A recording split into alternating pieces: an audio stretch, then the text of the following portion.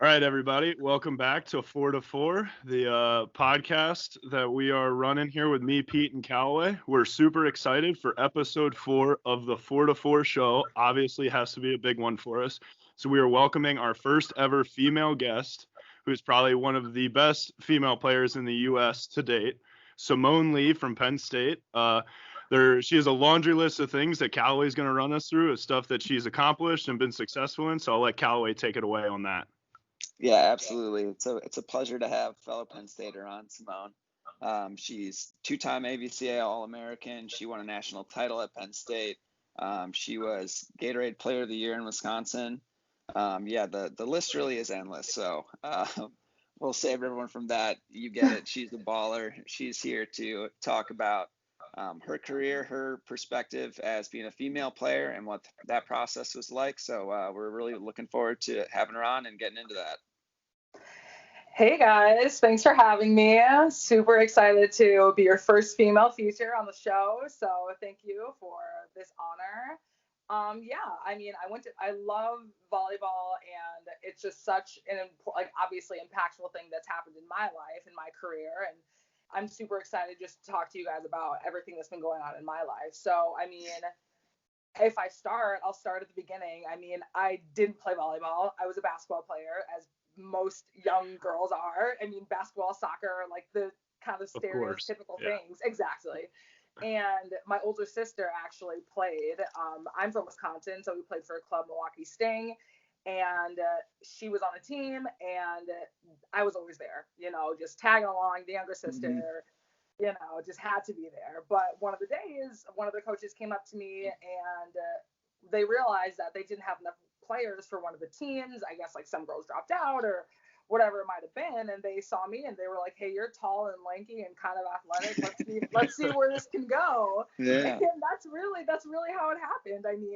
I was a middle when I first started, and I will never forget my two head coaches. They were sisters, and the only instruction that I ever got was for blocking, if anything tries to come across the net, just swat it away. So it was coaching at its finest. I know, right? I didn't understand the rules. I didn't even understand the rotations for half the season. And did I get a bunch of net violations? Absolutely. But it was worth it. I learned a lot from them. I learned definitely, obviously, the fundamentals of volleyball. And from then, I progressed pretty quickly. So I switched my position after 2 years from being a middle to being an outside hitter. Really never looked back. I did stop growing. So in real people world, I'm extremely tall. I'm 6 feet tall. But in the volleyball world, I am quite small to be an attacker. It's always so funny. One of my best friends is Haley Washington, Chiako Obagu, Jordan Thompson. And they're always like, "Oh, you're so cute and small." And I'm like, "Listen, in the real world." Yeah. Right, honestly, exactly. So it was a confidence boost for sure, being the tallest. And then all of a sudden, everyone started growing to be a little bit taller than I was. So I was like, "Well, we got to figure something else out." And I had a really good coach my 15th year, Doug Hext. He actually passed away, but he taught me how to be an outside hitter. You have to, the effort you bring, the importance of getting extra reps, all of it. He is definitely one of the people that I accredit to my success as a volleyball player. Definitely impacted my life and my career. After that, I did get recruited from a young age. That's a big difference between, I think, men's and women's volleyball, is that my first recruiting visit was to Marquette in 8th grade. And it was a little different. Just that, right? It's funny too, because I remember girls like Taylor Tashima, who went to Northwestern. She committed in 8th grade. The Ralston sisters committed in 7th grade or something crazy like that. It's very common to commit early. And my sister was in the recruiting process, but we didn't really understand the recruiting process. So when I started getting offers at such a young age, my folks were like, "Well, you should take your time. You should see how things play out, whatever." And all the other parents were like, "Why aren't you committing? What's going on?"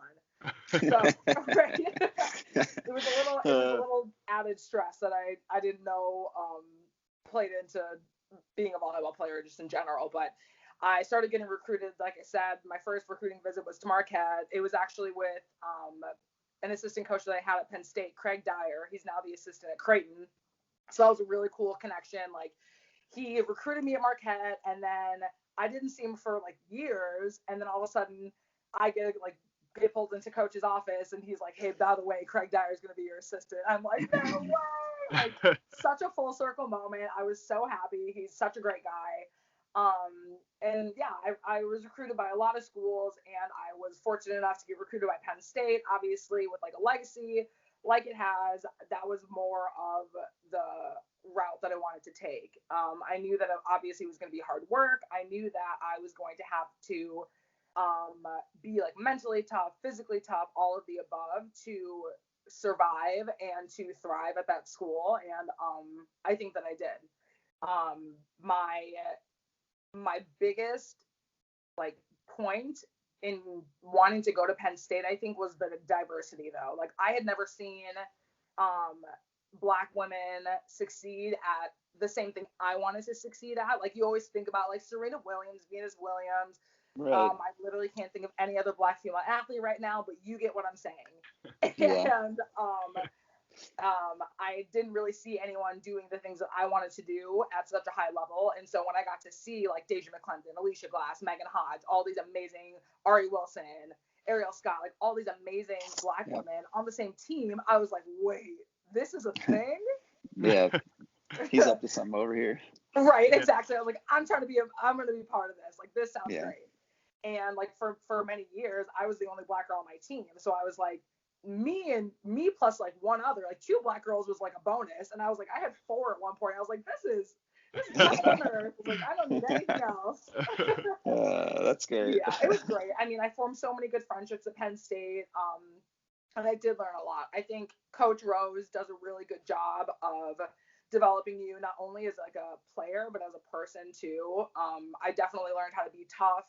I definitely learned what it means to say that you want something and actually go after it. I know that having that championship mindset carries a lot of weight, and sometimes it can be a lot of pressure for a lot of people. But I think at Penn State, you have the opportunity to rise to the occasion and actually like put your money where your mouth is. And that was something that was really important for me as like a young athlete aspiring to be great.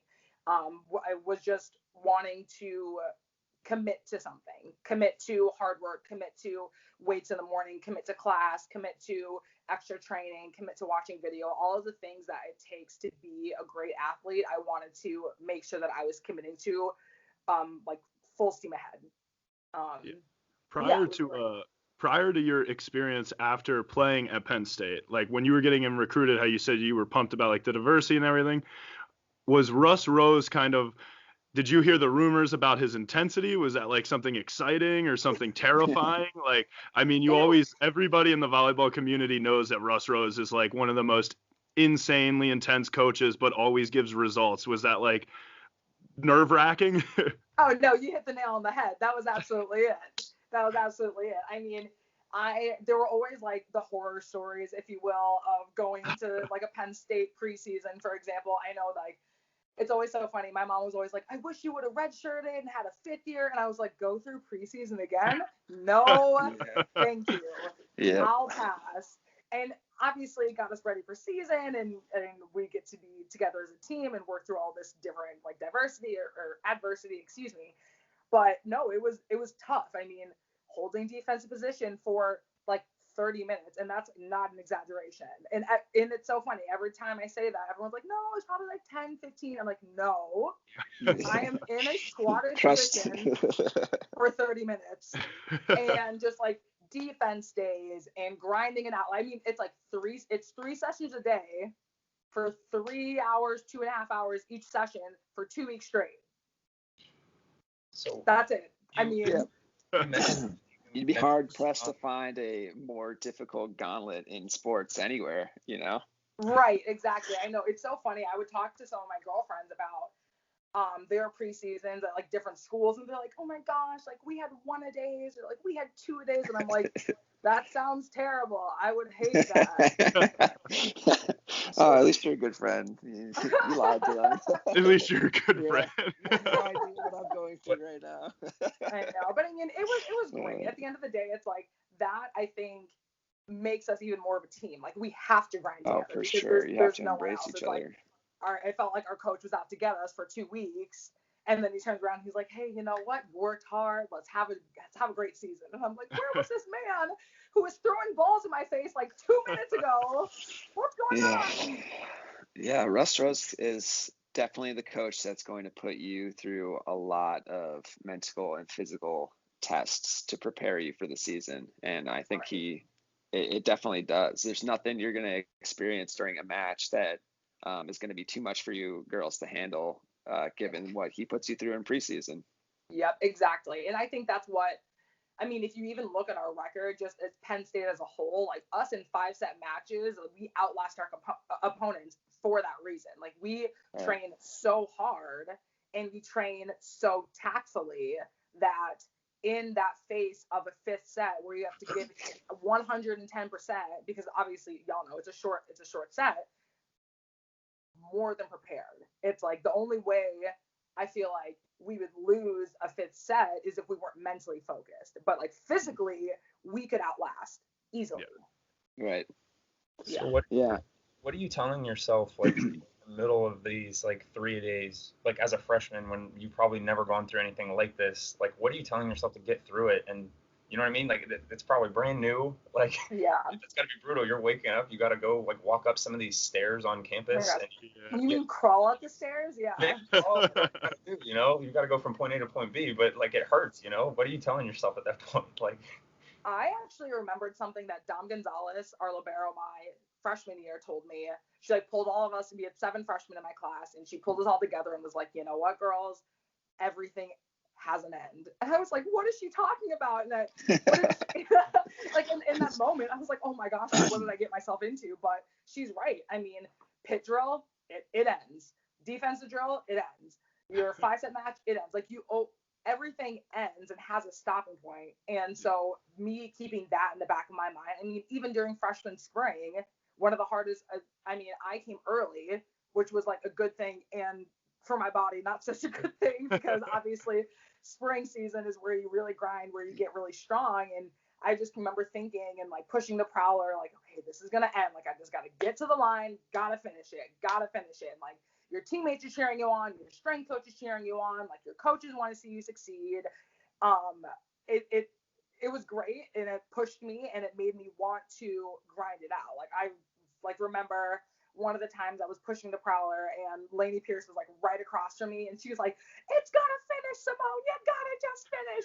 And I was like, you're right. And you know, you're pushing the prowler and you think you're going 100 miles an hour, and I'm pushing this like inches steps over here, scooting by. Right, exactly. But you know, it is true, everything has an end, and just keeping that in mind made me want to work hard until the end. Yep. Mm-hmm. Yeah, another question I wanted to ask was, as a freshman, when you first, kind of step in the gym, were you kind of just like wide-eyed, like intimidated, or were you like, as the type of athlete you are, more like willing to embrace it? You're like, I do belong here. Like, kind of what was that experience for you? When I was a freshman, I was pretty nervous. I think my nerves came from being around so many people that I had kind of idolized for so many years, and finally being in the same gym with them. And then it did get to a point where I did question, like, am I good enough to be here? You know, you're a freshman, you have to play for your spot. Like, coach is definitely not one of those guys who has just people show up and they're going to start right away. Like, you have to earn your starting spot. He's very adamant about that. I think that once I got to know the girls, again, going through that preseason and grinding it out with your teammates, I think I felt a lot more comfortable, like representing Penn State, playing in practice. And I mean, I didn't play a lot my freshman year. I got in a few times. I played versus Wisconsin a few times, versus Northwestern a few times, but it wasn't really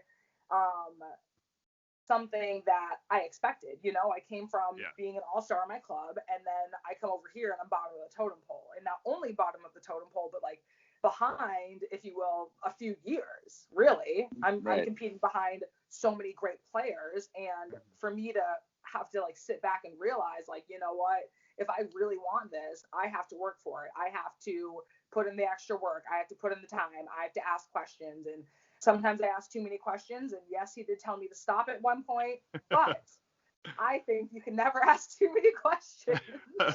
Many would say so. Tip for all the young viewers that Simone Lee, USA member, asked 1,000 questions at practice as well. So don't be nervous. So many questions. Honestly, as a coach, I would way rather have a player ask me too many questions than not enough, where I explain a drill and I'm looking them right in the eye and saying, so everyone here understands what I just said.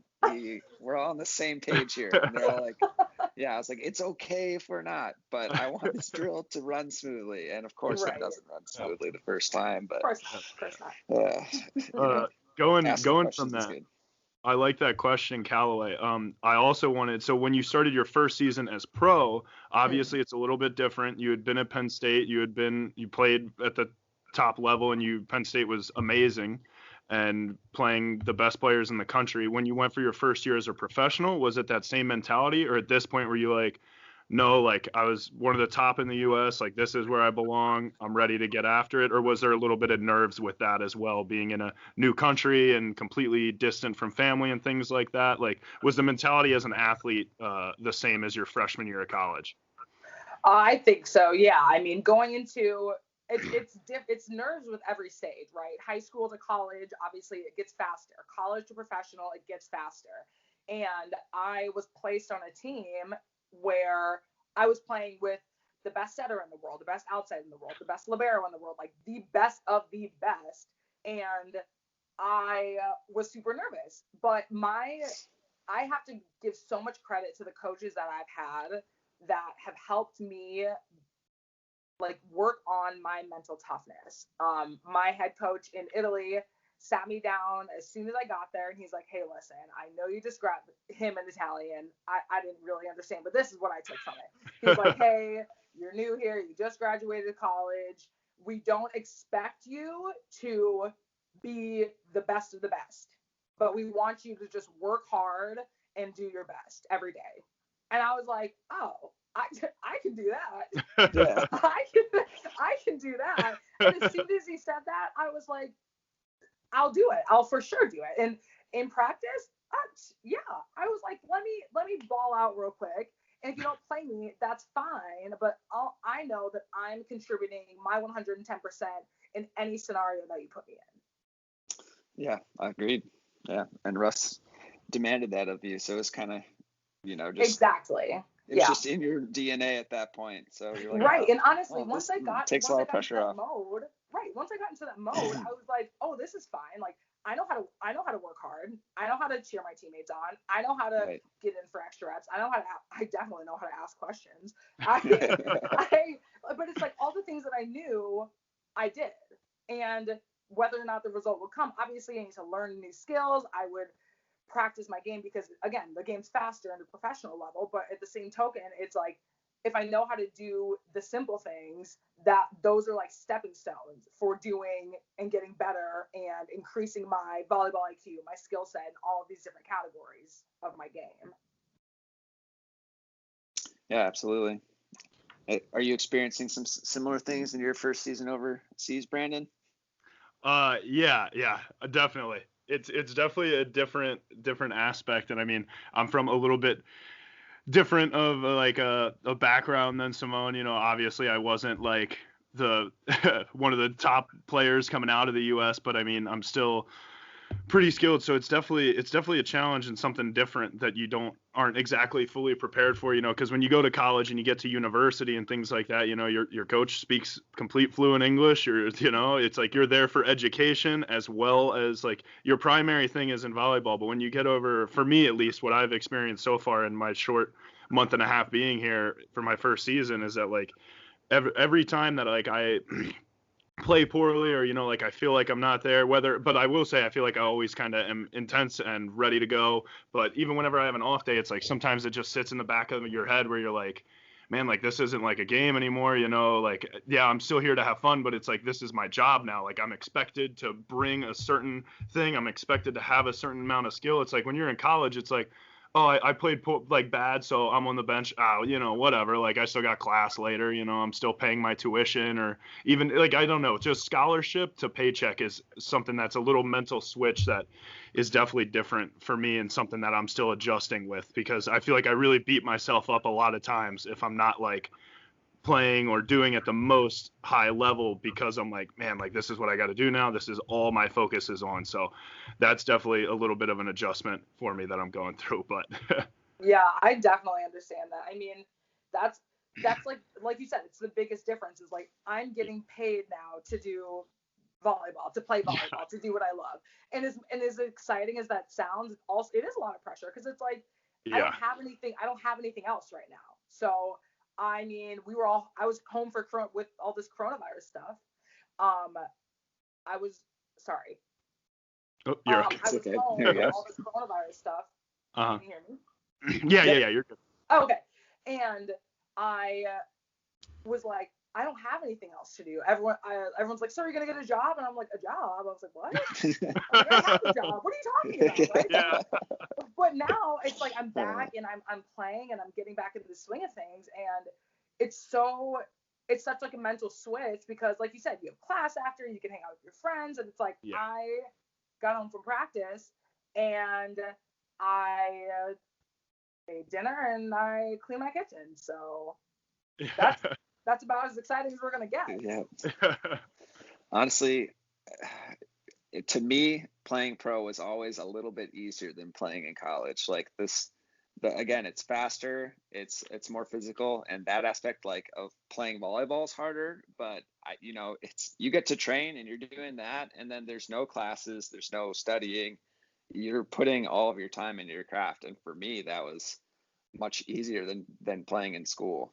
Yeah, I definitely agree that that's a big benefit over here, is that like, you don't have to worry about like, I mean, of course, you have some mentally tough days, which we can get into, but like, it's just when you don't, like, I'm not stressed about a paper or homework, or I'm not stressed about this or that. It's like the only thing that could stress me out is my volleyball career, or like stuff going on with my family back home. So it does kind of limit the distractions, which I think is nice. And Pete, what about like you when you were over in Germany? I know that like you were pretty quick over. Ron was in like his senior year, yeah, or no, his junior year, because he was his senior year when you were coaching me.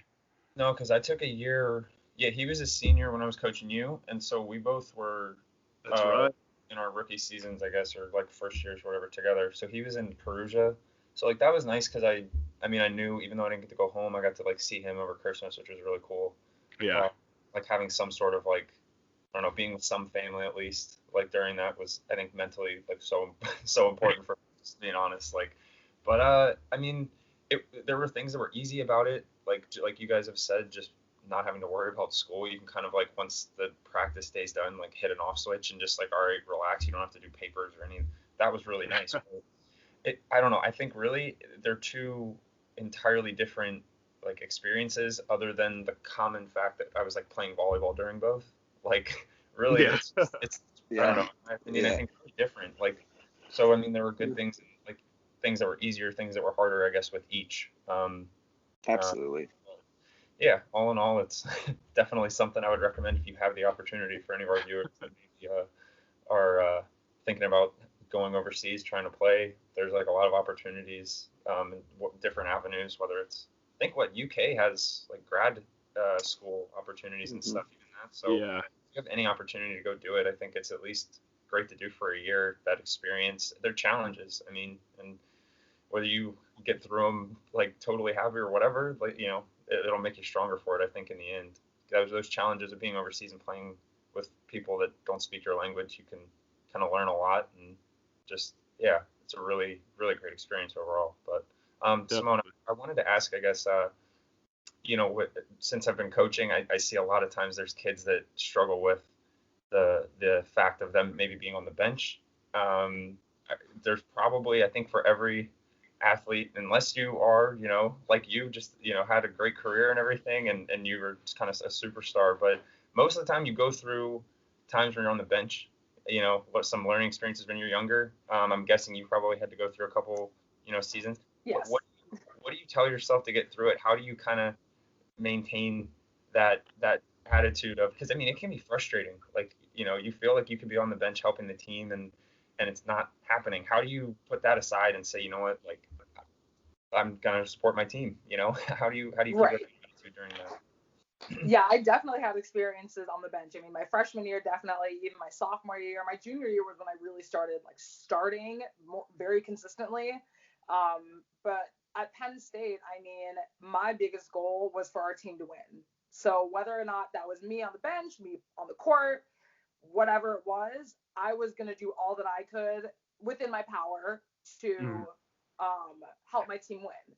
So I think having the mentality, having that team mentality, and as easy as it is to try and make things kind of like about you and why should you playing because so and so's not playing well, and like you have no idea what's going on in your coach's mind. You don't know what their tactic or their strategy is. So just like trusting that and knowing that you're in the place that you're supposed to be right now. And I think that if you find yourself consistently on the bench, it might be something worth asking. I've definitely done that. I'm like, hey, what can I do to get on the court? And my coaches and the coaches who respect you and the coaches who want to see all of their players succeed in any aspect of their game will tell you the honest truth. Like, hey, you need to get better at, like one of my coaches has told me like you need to get better at passing, and I'm like, okay, sounds good. I'll get better at passing. I'll get in those extra reps. I'll watch more video, whatever I needed to do. Or like another coach might tell you like, hey, I need you to like work on shot selection, whatever it might be, but taking that information and not taking it as, oh, I knew this coach didn't like me, or taking it as an offense. I mean, but think about it. There's so many people, right? And I mean, I've experienced that too, but I've turned that mindset into, well, you know what, this guy or this woman wants to see me succeed and believes in me so much that they're giving me critique to help my game, which is only going to benefit me, which again is only going to benefit our team. Right. So just having the general mindset of whatever will help my team win in this moment is what I need to do. I remember my freshman year, like I was the best cheerleader you could have seen. Like I was in on the ace cheers. I was in on the personal cheers. I was giving the water bottles. I was using the towel. Like whatever my team needed, I was willing to do, because I was like, listen, if I am not ready to be on the court, if my coach thinks I need to hone in on my skills more for the court, I'm gonna get those extra reps.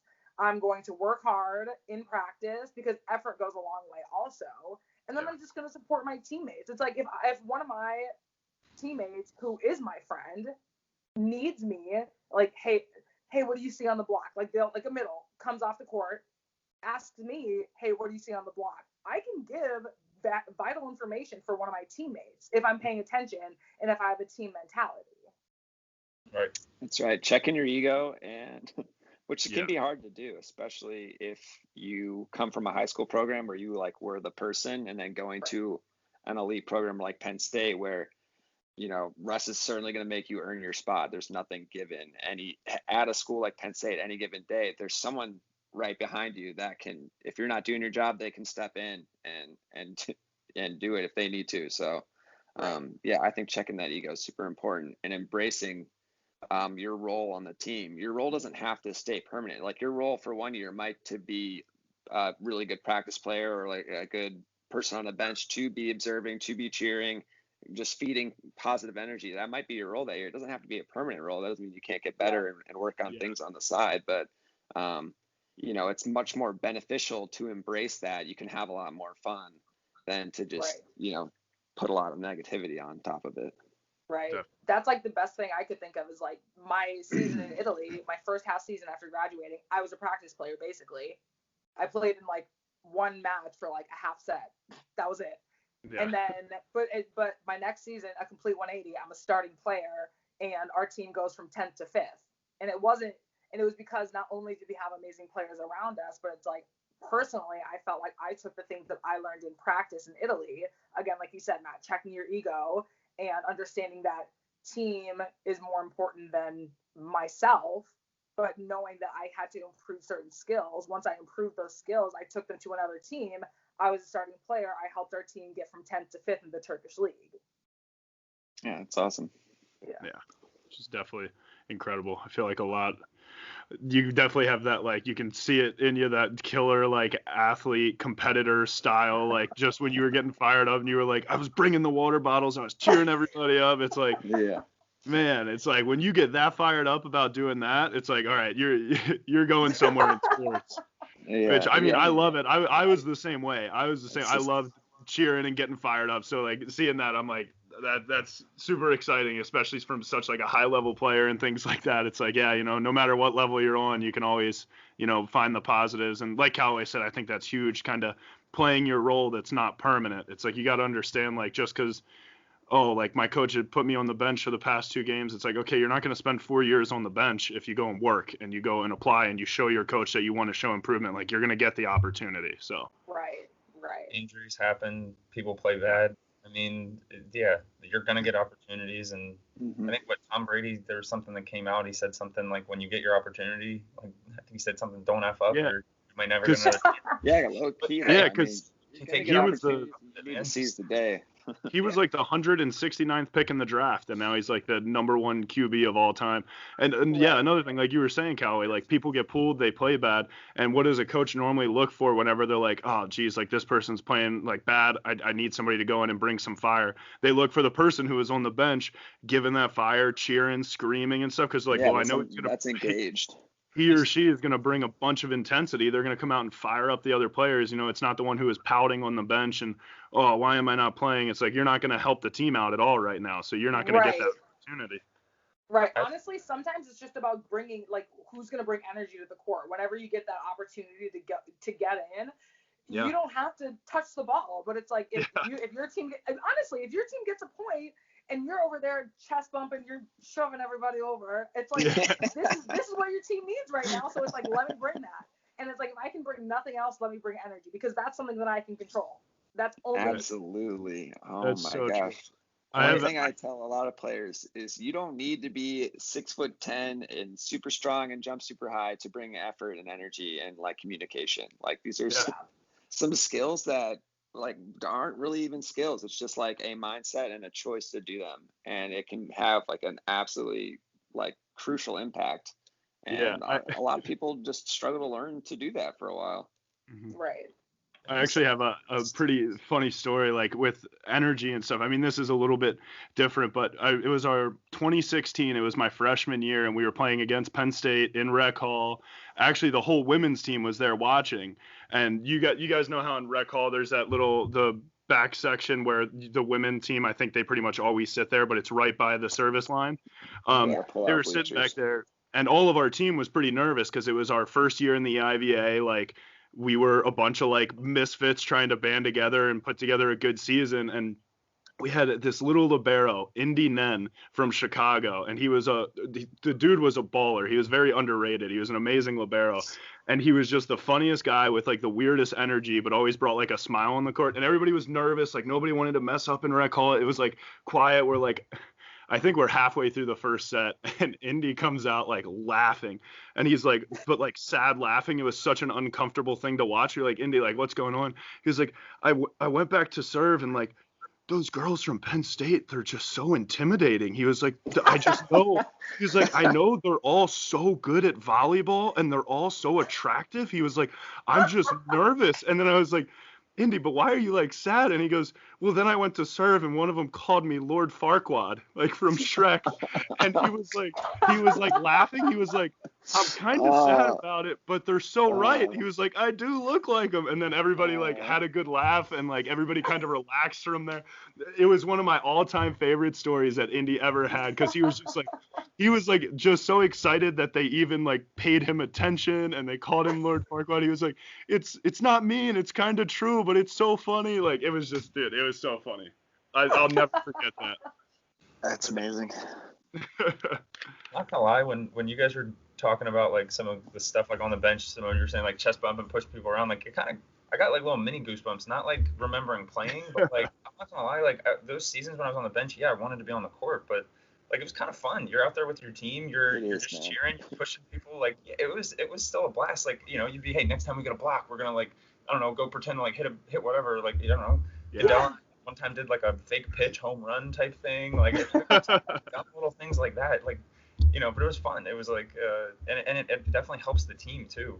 Sometimes it 100% does. I can't think how many times I've heard either my family or myself or my teammates complain about like Lewis's bench just going nuts the whole game. These guys. Their it's bench just is like, crazy. It's so and it's if it takes the guys on the court who are playing against them their mind off the match for even a second, or get some upset about something that's literally not even on the court, then they're winning, man. They're doing their job incredibly well, and everybody hates that team that has all that energy, even if they're getting smoked. You're just like, man, I just can't squash this bug over there. Yes. They just won't go away. And then there's that little bit of envy in the background. You're like, man, why can't we like match that intensity or like be the team that's that way? Yeah. Right. There's times too, there's not a lot of energy in the gym. You need your bench. You know what I mean? Yeah, especially away matches. Oh my gosh, away matches! I'll never forget playing in Nebraska. Yeah, tell us about that a little bit. I mean, okay. The best way I can describe this, and I'm exaggerating, of course, but it's like a packed football stadium, and then you have 2 rows of bleachers in the nosebleeds in like the farthest section of the stadium for your own home fans.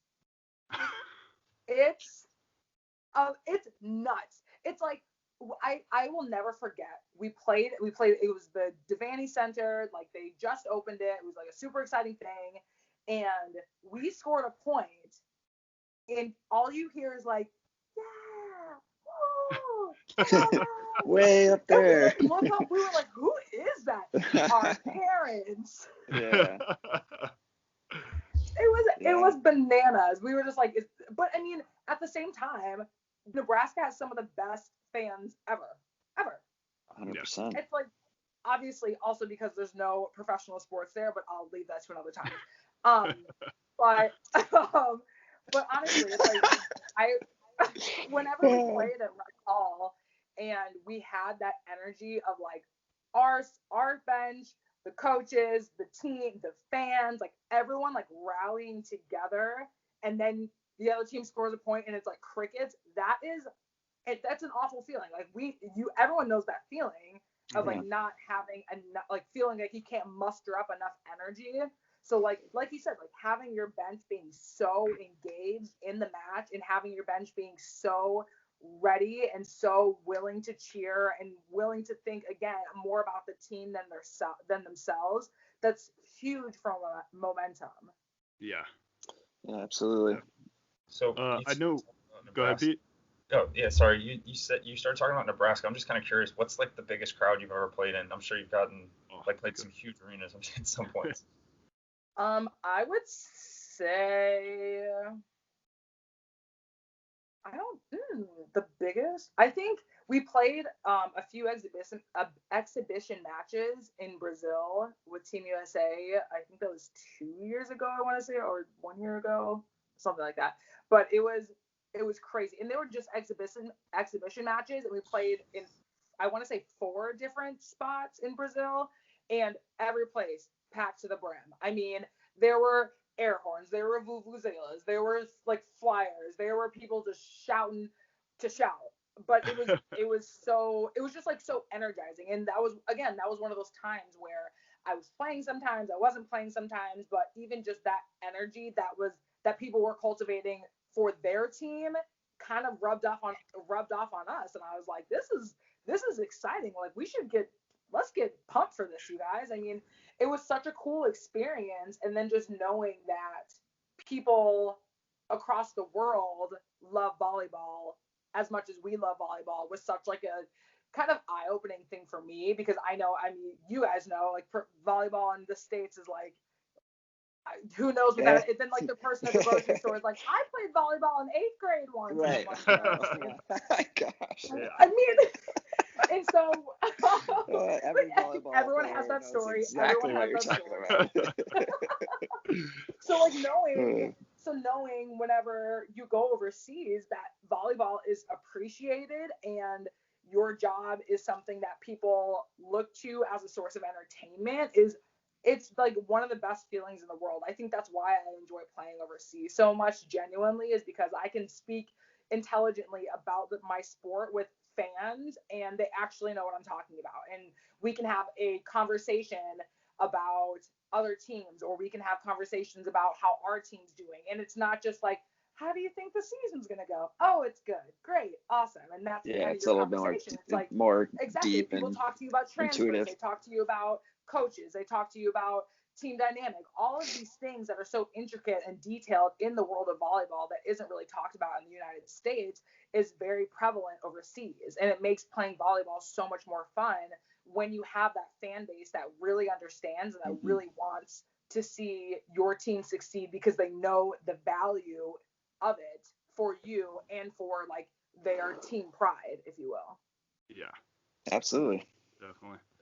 Yeah, and another thing that I know that we wanted to go into with you, so with mental health and this and stuff, it's something that we mentioned to you earlier about, like, from some of the viewers that have reached back to us about maybe doing a high point, like the highest point in your career, like whether it was getting rostered on Team USA or whatever it was, and then maybe a low point where maybe some people didn't know, but you were struggling a lot and things like that. And then, of course, we know that you're a big advocate of mental health and things like that. And I saw, like, on your Instagram, all the meditation and the little episodes that you've been doing, which is awesome. So if you want to just kind of go into some of that stuff or explain, so that way people can hear about it and know, and maybe it'll help somebody else or a viewer that may be going through some similar stuff. Righto. So I guess I'll start with like the high points and low points of my career. I think I would say I'll start with the low point. Here we go. I would say that going into my second half, or like I would say like the middle section of my Turkish season, was kind of a low point in my career. And the reason why I say that, like, our team was doing well, our coach was happy, the president was happy, like everything was going well outwardly, but internally I was struggling, because I was like, I'm playing well and I'm dealing personally with a coach that I've never had this kind of coaching tactic before. So he was very, very hands-on, very technical, and very much so wanting me to do things technically a very specific way. And like as you progress in volleyball, you learn more skills and you become more technically sound. And then by the time you get to the professional league, it's not so much necessarily about your technique as it is about the tactic, about playing your opponent. And so I had to personally take a step back and be like, okay, it's a very different mindset that I'm not used to, but it took me a while to embrace it. But once I did embrace it, he and I have a great relationship now. And the reason why is because I took the time to assess whether I was taking things too personally. I think that happens a lot of times with players, especially like you said, like I came from a big program. I was playing really well in Italy. I know I wasn't playing in matches, but like I was a practice player. I knew my role. I knew what I was expected to do. In Turkey, I knew my role. It was going to be a starter. I knew I was going to play with two other Americans. I knew what the team dynamic was going to be, kind of, sort of, but I wasn't really expecting this coach. But I think I was taking things a little too personally. It's like, if this guy, this man, this coach cares enough about me to want to see me do things a certain way, it must mean he knows that I can do it. He wouldn't be telling me things to do unless he had full confidence that I could achieve these things. And then two, I know that if he wanted me to perform a certain way, it's because he's been coaching for such a long time. The man was like 60 something. Like I don't know everything. And sometimes, like we talked about before, checking your ego, I did not check it. It was right next door to me. It was attached to my hip for quite some time. And once I got rid of it, I was like, oh, I understand that he only wants to see me succeed. And I understand that even if some things might sound like super outlandish, or it might not be what I'm used to, it's a different league. It's Turkey. People play volleyball differently all over the world. So I can't expect the way I learned to play volleyball at Penn State or even in Wisconsin to be the same as it is overseas. So that was a low point for me, but I think it was a low point and a learning point for me. And I'm one of those people always ask, like, do you ever regret anything? And I'm like, no, because I think everything's a lesson. Yeah, definitely. So it's very mature. And then oh, sorry, what? Oh, I was just saying that's a super mature like mentality. It's easier said than done to do something like check your ego. God, it's not that Simone's a selfish player. It's just something that happens when you're going through some stuff and these different opportunities. Yeah, I definitely get that. But thanks. Yeah, of course. And I think I would say one of my high points. I think, okay, can I say 2?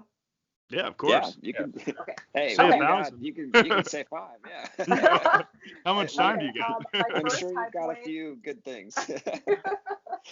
I would say my first high point, I'm going like chronologically here, was earning a starting position at Penn State. That was something that I had really, really, really worked hard for. Time, effort, blood, sweat, tears, you name it, I did it, and it paid off. And it paid off in such a way that was my first year of becoming an All-American. That kind of like springboarded me into a leadership role on the team, within our university, within our community as athletes, and it's something that I never take for granted. It was something that I really was appreciative for my coaches taking the time to work with me and taking the time to help develop me as a player, and then trust me enough to put that play into action. So, number 1. I think the second one is probably, weirdly enough, whenever I first got to, actually I would say my last tournament in Japan this past season. So we had a very tough season last year. So my team, this is going to be their 3rd or 4th season, I want to say, in the first division. So prior to that, they were playing in the V2 league in Japan, and getting into the first division is very hard. So that was already a great step for the team. And I played on the team last year, and we were in single digits for how many matches we won all season. Everyone's face. I know, you guys. I know. I know. It's just tough. It's tough to do that. Go ahead. You're telling me. It was difficult for me because it was so much of a learning process. I had been in the role so many times where I had other players to kind of carry a load also, but here it was very much so me taking a lot more swings than my teammates, and I was fine with that. I knew my role. Again, I came into the team, I knew my role, I knew what was going on. But again, with my ego, I had never lost that many matches in my entire life, like ever. And going, like, having that mindset of like, okay, we're gonna come in, we're gonna crush it, we're gonna go home. I had the mentality, and we didn't win, and I'm like, so what's going on, you guys? But my high point to get to that is we, at the end of the season, the bottom 2 from each, because we split the teams into 2, and then the bottom 2 from each play each other in what's called a challenge format.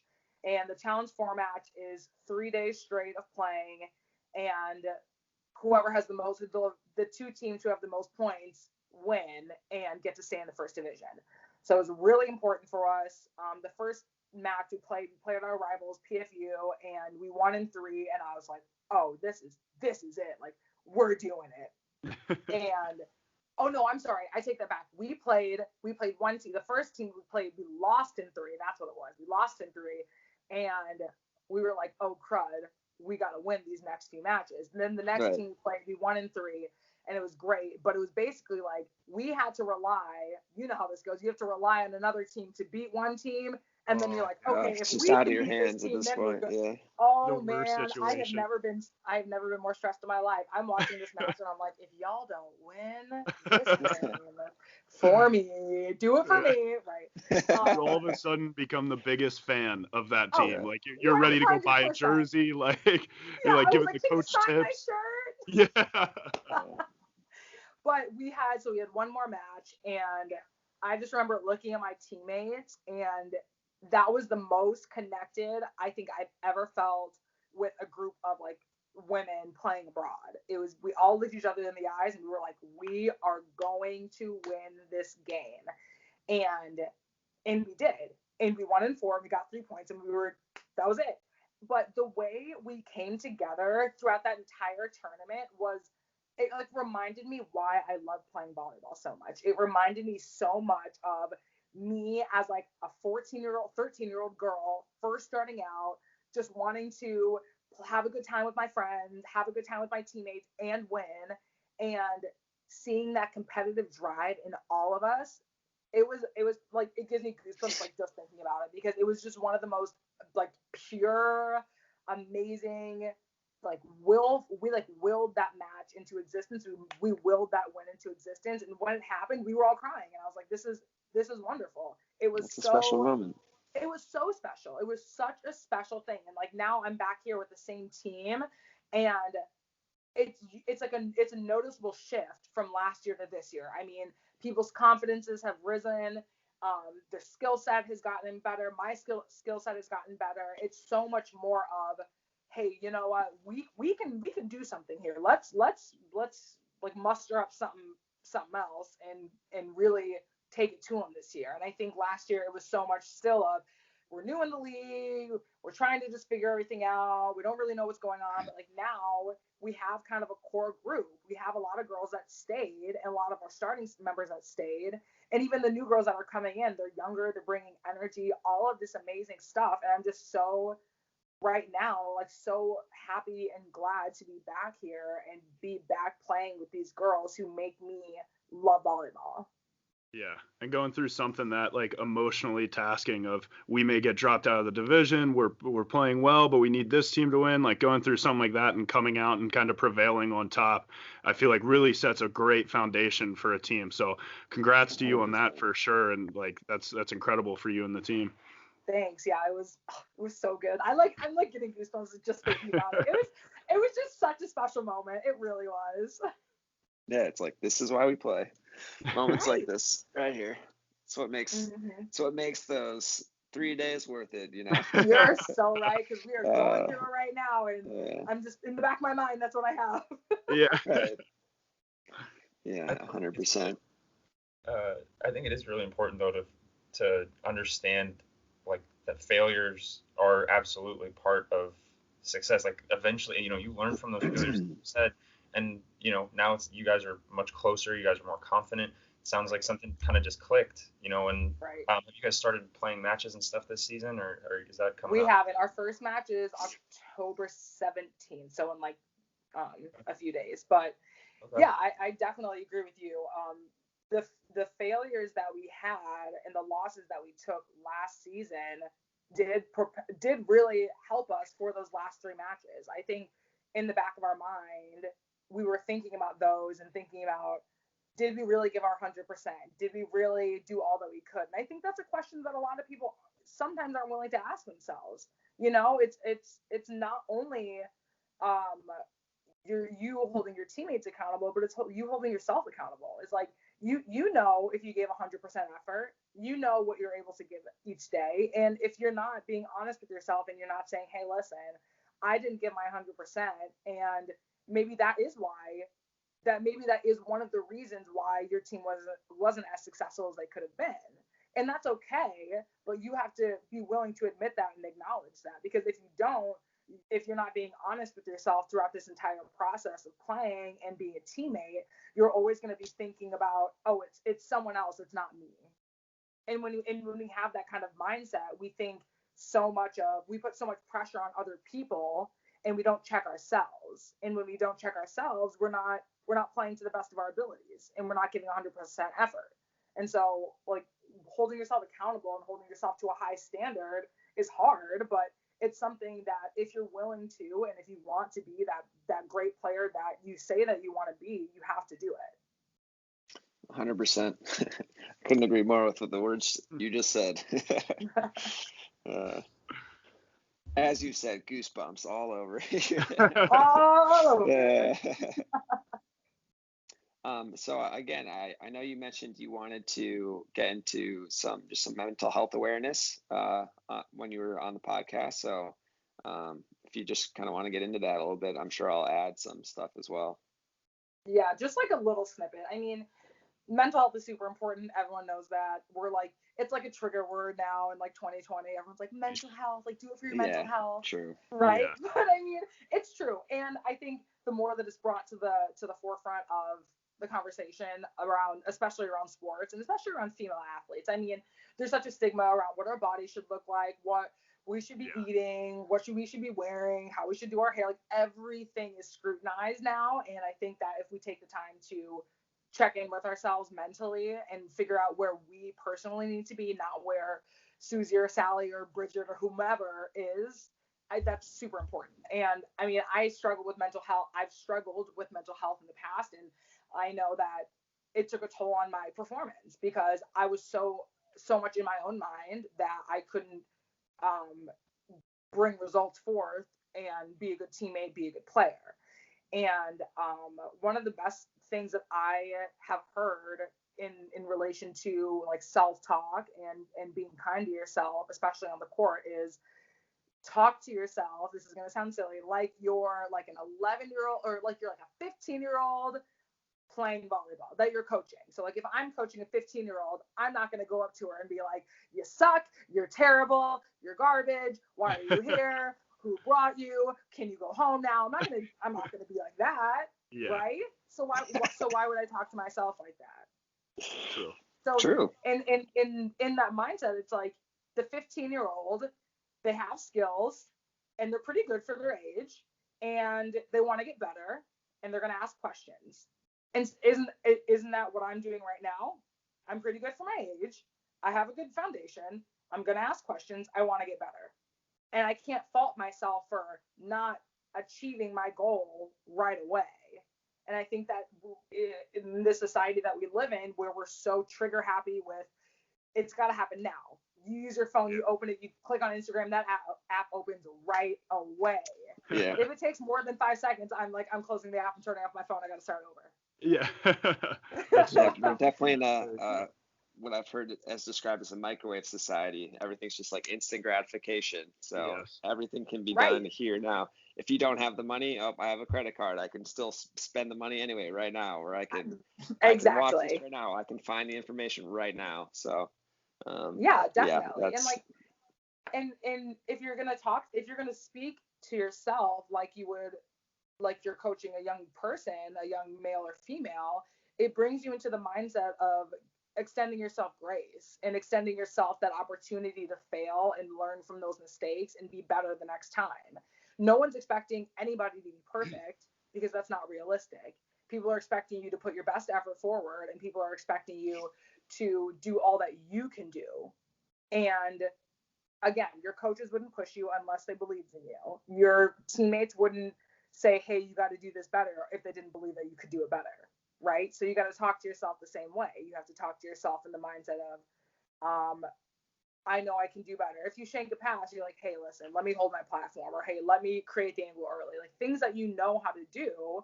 It's not a matter of beating yourself up, but it's a matter of saying to yourself, all right, I messed this one, but there is going to be a next one. Because in volleyball, there always is a next one. Even if it's game point and you shank it and your team loses, guess what? You got another match like 3 days from now.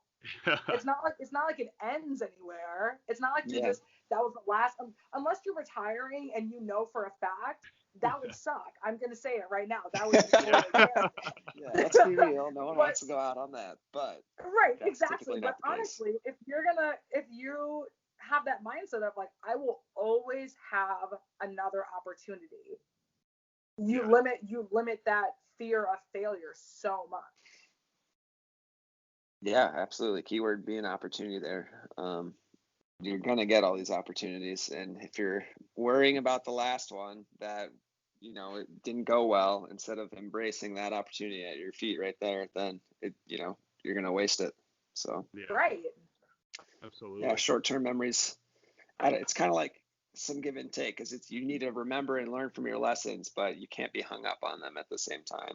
you know? Yeah, definitely. And I think, like, again, I mean, I think there's no problem with talking with a sports psychologist or someone in that field who has a better understanding of it than you. And there's no shame in reaching out for help either. It's like, if you don't feel mentally strong enough, or if you don't feel like you're just in that mental headspace where you can give all you can, then it's fine to ask for help. That's what people do. That's what Kobe Bryant's done. That's what Tom Brady's done. That's what Serena Williams has done. People who say that you don't need it, it's like that's not a realistic thing. Everybody at some point in their life has reached out for help.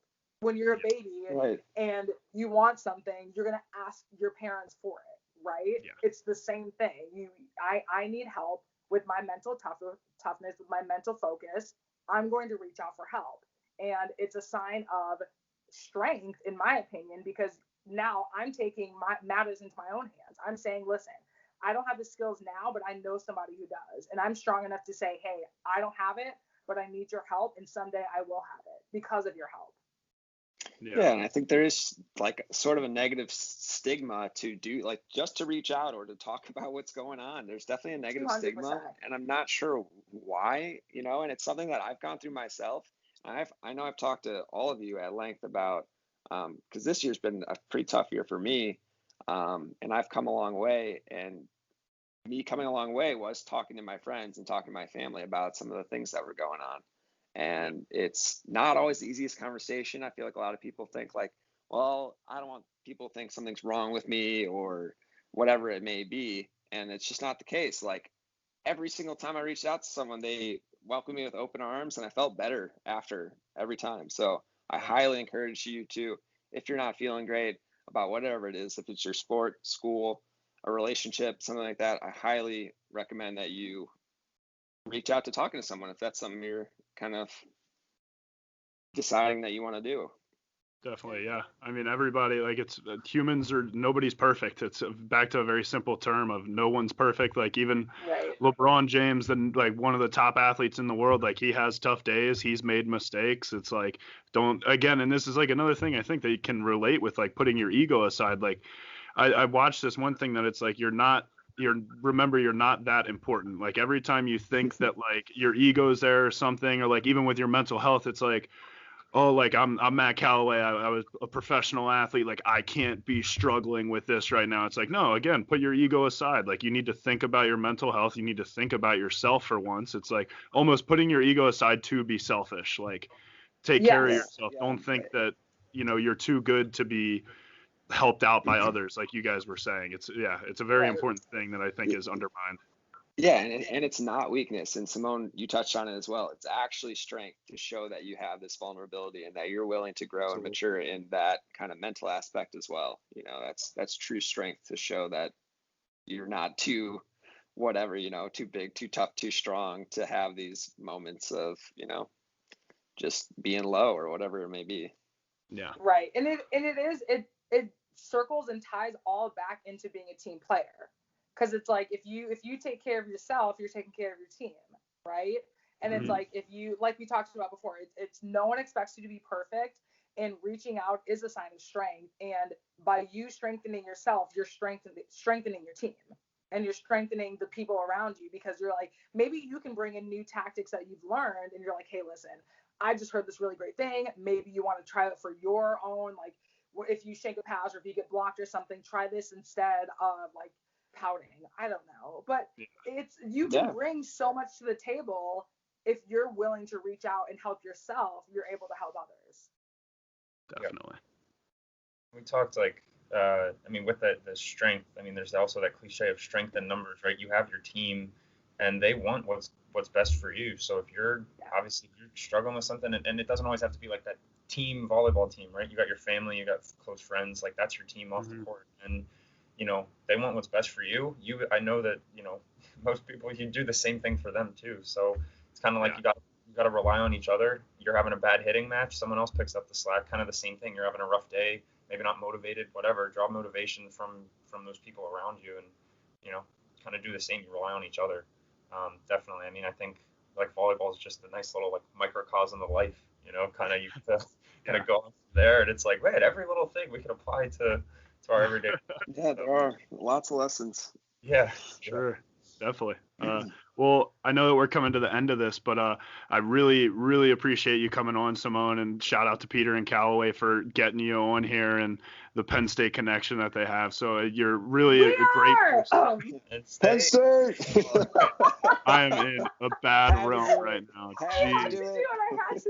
I think I got a cowbell down here. I could start doing that little like. Yes. Teach cowbell, Peter. No. Brandon's trying to be sentimental over here. We're just. I'm just in. It's Penn State every time. This is where it goes. I always get outnumbered by Penn State people. Well, you shouldn't have asked two guys from Penn State to be on your show then. Huh? I know. There's regrets and everything, right? But there's no mistakes, no errors. Yeah. But yeah, no, but seriously, thank you so much. Like I don't think we could have gotten a better person to be our first female guest. So, and just in general, a guest overall. So we're definitely super stoked to have you. And if there's anything that you want to say here at the end, just like a little snippet or anything that you want to plug, whether it's your own accounts. For sure. Huh? Plug my what? Sorry, go ahead, Brandon. I should just let you do this. I didn't hear what you said at all, Callaway. But yeah, if there's anything that you want to like plug in, like your handles, like whether it's social media or your website that I saw on your thing, anything that you would like us to add on kind of at the end for any viewers to go and check out to maybe learn more about you or anything that you think they would enjoy to look at. Yeah, I've never done a little shameless plug. Okay, here we go. If you guys want, you can follow my Instagram. I'm simone.a.lee on Instagram. I have a website called Wisco2, like the number 2 euro.wordpress.com. Yeah, I'll get all the handles from you too and throw it in at the end so that way they can have it printed. But yeah. Perfect. Yeah, I do like a lot of I do a series called 60 Seconds with Simone every Sunday, and it just kind of talks about things that I'm interested in that I think a lot of people are also interested in, but we don't really hear about it enough. I mean, I've talked about accountability. I've talked about like needing help. I've talked about comforting people. I've talked about like just a very wide variety of topics. And it comes out every Sunday. Super excited for this one. I think it's about opportunity, which is very appropriate for our conversation. So shouts out. I'm really, really, really thankful for you guys having me on the show. This is such a great opportunity to just talk to you guys and reconnect and get to know new faces and just be around like a group of guys and just people in general who genuinely enjoy volleyball and really want to see the game progress and want to see how everyone's doing. So thank you guys so much for having me. Yeah, again, we're super grateful to have you on. And once again, anybody watching, just feel free to drop a comment below what you enjoyed about this show, what you might like to see. And again, if you have any guests that you'd like us to try to get on, the YouTube comments is the place to put it.